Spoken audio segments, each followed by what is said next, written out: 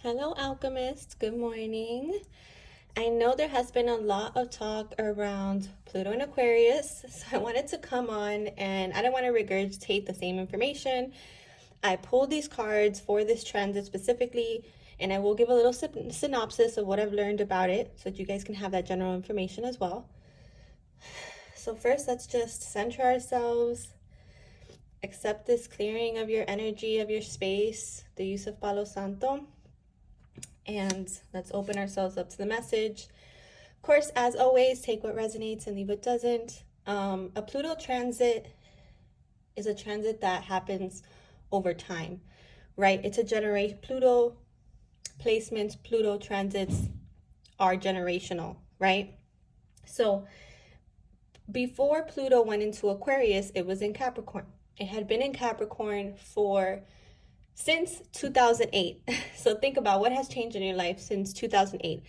As far as I'm concerned, I'm 37 now. I was very young. I was 22, I believe, in 2008. And since then, I've become a mother. I've developed my career. I've also become very spiritual. I've awakened. I've developed this space, Nadi Alchemy, which I feel really embodies who I am, more so than anything else. And it's brought a lot of karmic endings for me, from relationships to friendships to different things about myself that evolved, that needed to evolve, that needed to die to be reborn. So think about how that has happened in your life, okay? For me, I have my Mars in Capricorn, so it did have a lot to do with masculine energy in my life, or masculine wounds, or I brought in a masculine into the world. I have a son. But it tends to deal with like old structures when it's in Capricorn, right? And structures of control, structures related to karma and time, because obviously Capricorn is ruled by Saturn and he is the Lord of time. Pluto is the Lord of the underworld. So a lot of what Pluto brings up needs to be excavated. It's deeply hidden or buried, right? And so we saw that. We saw over the past 16 years, the breakdown of the way we viewed government, or the way we viewed politics, or the way we viewed ourselves as a society, right? So many things have transformed over time, or even religion or spirituality, because Pluto does deal with the occult, right? Now that it's stepped into Aquarius, and by the way, it's still going to retrograde one more time. It's not its final transition into Aquarius, like a lot of people are saying. It is going to retrograde back in to Capricorn in September, I believe September 20th. And so that's the last final round of Pluto in Capricorn. So it's whenever we have retrogrades, we have to remember that retrogrades are all about review, right? So if you've already reviewed and you've already been, you've already cycled out of whatever's coming up in Pluto and Capricorn, then it might be lighter for you already. Like I feel like it's lighter for me. I feel like the last time the Pluto transit really did a number on me was like last year around April. I think that was there was a Pluto transit around that time. If I'm wrong, it was sometime in the beginning of last year, and that felt very heavy for me. But that felt like the last purge for me. And I wrote poetry around releasing the shackles of the past, because that's what came up for me in that transit. So it's important to take notes of what comes up so that you know what the Pluto themes are for you, or to look at what your Pluto placement is and what house it's in, where Capricorn was, where Aquarius is. For me, I'm an Aquarius rising. So for me, it feels lighter. It feels like Pluto in Aquarius is going to transform the way I show up in the world and how I do that exactly. And me just entering into this era of being more myself, more authentic, as quirky and as out there, unconventional as that may be, which is very Aquarius-like. It's also about community. So I see myself building more community in this transit as well. And maybe the community shifting, because I have seen that in the last few years, especially here on Instagram. So again, that's just my perspective so that you guys can kind of relate it to your own. But Pluto is a transit that happens to 15 to 20 years. So it's not like immediate change. There's nothing to be immediately fearful about.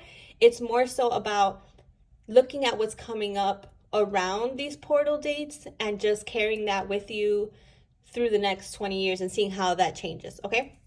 So I wanted to do a spread aside from the astrology of it, just so that Spirit could give us like some guidance, like what is this going to be about for us? Okay, it doesn't feel as heavy for me.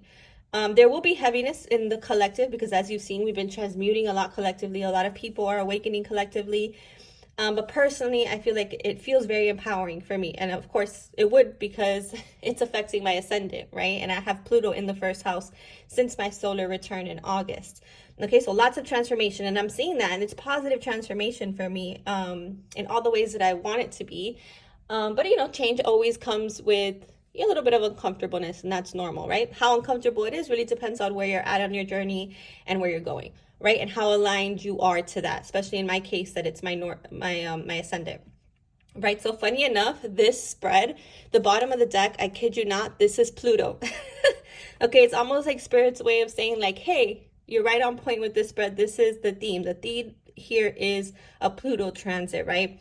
And here the card is a number 11. It says Pluto, the great revealer. It says total transformation. Like I told you, I've had a total transformation in the last 15 years. It says heed the call, renewal, surrender, awakening, rebirth, clean slate, fundamental changes, clearing and purging, which will happen for a lot of people because, again, Pluto deals with the underworld, the hidden, the unseen, and judgment. Okay, and again, judgment is about taking review, which I encourage everybody to kind of journal and take review of how this transit affects you, what you're feeling, what's coming up.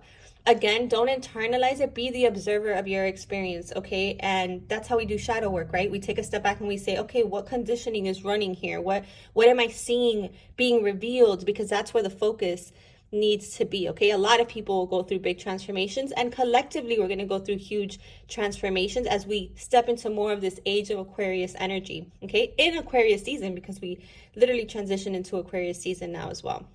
Okay, a lot of awakening, a lot of clearing and purging, a lot of transformation, a lot of heeding the call, right? And sometimes when you ignore the call gets louder and it gets more uncomfortable. So that's important to know, okay? I'm going to start with the top row and then we'll get to the tarot. We have this numerology card, Adventure 5-5 is all about change. 5 is the number of change. There will be a change in Aquarian themes, right? Technology, the AI stuff. We might see darker stuff. We might see lighter stuff. You know, that's kind of normal when it comes to technology, right? There's going to be people who abuse it, these changes, and people who really do amazing things from these changes. A very Pluto and Aquarius thing that I saw yesterday on a show on Netflix was that they're trying to implement driverless trucks, right? And that's going to affect the import and export business a lot, right? There's a lot of people who make money off of being in trucking.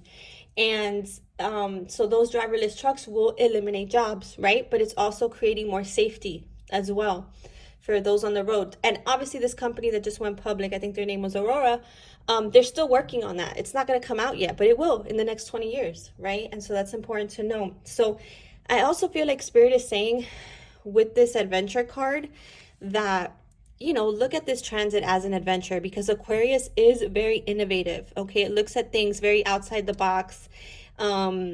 It's also like that energy of like the aliens and all of that stuff. We're going to see more of that stuff. And we've already seen that because Pluto has moved into Aquarius, or it did move into Aquarius in 2023. We're going to see more of that in 2024. But look at it as an adventure, right? Is an important note. We have the fall full moon here, which is so interesting because that's the last time in September when Pluto will be in Capricorn. And it says culmination of effort, completion, abundance, fulfillment, release, fruits of your labor, focus on your needs, harvest, moving on. Yes, the time has come. And that makes so much sense because that's when Pluto will regress or retrograde back into Capricorn. So it will have themes of money, right? Capricorn has to do with work and yes, abundance at times, or how dedicated we are over time to things, right? How committed we are to things. We're going to see a culmination of effort of sorts in the fall is what I feel Spirit is saying with this card. So focus on what it is you desire. Focus on what you want to complete and cycle out of. Is an important theme here. It's funny because explore and adventure is very similar energy. So, and I just want us to kind of look at this card. And you guys, you got to forgive me. I can't grab these cards because of my nails. But here we have explore. Look at this. Look at this card, okay? He's literally, is it he? I think it's a he. He is splitting on a broom, okay? So it's like, remember to be flexible, Remember that this is a time to really flex your magic muscles, your magical muscles. Aquarius is very magical energy, is very intuitive energy, very connected energy, not only to this realm, but other star systems, right? Star seed energy. So it's time to explore that. Explore your magic, explore your origins, explore the more unconventional topics and themes and activities in your lives, right? And to, like I said, flex your magical muscles, your innovative muscles, right? We have here the Knight of Inspiration and the Hanged Muse. And so, again, and we've been talking about this so much since we entered into 2024. This year, if we want this change, if we want to explore adventure and end things that no longer feel resonant in our lives anymore, as it comes to create our creativity or work or the way we make money, or our spiritual lives, it's an important time to really be drawn and driven by your inspirations, right? By what you're inspired to do, right? And to view this life and this transition as an adventure, right? Night of Inspiration is like running towards the things that inspire you and that light you up, right? And seeing them explode in this light show, right? And I feel like a lot of us are going to be, metaphorically exploding into this light show in terms of our light worker mission and community in this world, right? And with the Hanged Muse and with Aquarius, we have to remember to see things from a different perspective. The Hanged Muse is the Hanged Man, which is Pisces energy. So it's about 12, working with the divine, working with your divinity, working with your creativity, with your life force energy to shift things and to see things from a different perspective and to act on that, right? To act on that perspective or act with that perspective, right? So this card really reminded me of my New Orleans deck. I haven't used it in quite some time, so I figured we'd pull one more card here before we exit. What is this Pluto transit? What is another aspect of this Pluto transit that maybe we haven't heard talked about that is going to be highlighted in the next 20 years? Let loose. Yes. Let's see what's on the bottom here. Elusive Priestess. Again, people are going to have their magic turned all the way up. Another 5, 5, 5, 5. Lots of changes, okay, in the collective, in the way we work our magic, with the magic that we work, or with our guides even. Again, this is giving very much fire energy, just like the Knight of Inspiration. And it's this sense of, maybe people are going to be more detached in their experiences, connecting back to themselves as new waves of people wake up to all these topics in the next 20 years. It's also like for those of us who are already in this priestess state, it's connecting more to the elements in different ways, or connecting to our magic, exploring our magic in different ways, right? Different modalities, different methods, maybe learning new things. I know that I'm planning to take some astrology classes in the next year or so, year and a half after I'm done with school. Maybe that's something that you guys are going to be looking into, or energy work, or working, like I said, spell work, working with the elements. Ooh, on the bottom of this card is actually companionship. So I do see a lot of people coming together, exploring more unconventional unions and relationships that work for them, right? And that's what the purpose of the Age of Aquarius is. So the card that I pulled is a number 3, and it says, let loose. And so again, it's like not being held down by a box or by labels or by what the world or people say you should be. Aquarius energy is about transforming into your authentic self, no matter how different that looks. And it's important that we are all different, right? And that we all have our own mission and our own assignments in this world as a soul, as souls. And for us to truly let loose in that, knowing that, no one has what you have, and that you have something special to bring to this world, as unconventional, as innovative, as out there as it may seem, because all the great ideas at one point were looked at crazy by society until it clicked and things changed. And that's what Aquarius reminds us, that there's nothing too out there, that eventually, or sometimes a lot of us are ahead of our time. And it looks like our time is coming where people will understand that more, and understand even the weirdest or quirkiest ideas or missions or offerings that we bring to the world. So I hope that this resonated with you all. I will be offering some full moon in Leo that's on January 25th mini readings and a Reiki circle, so look out for that. Love you guys.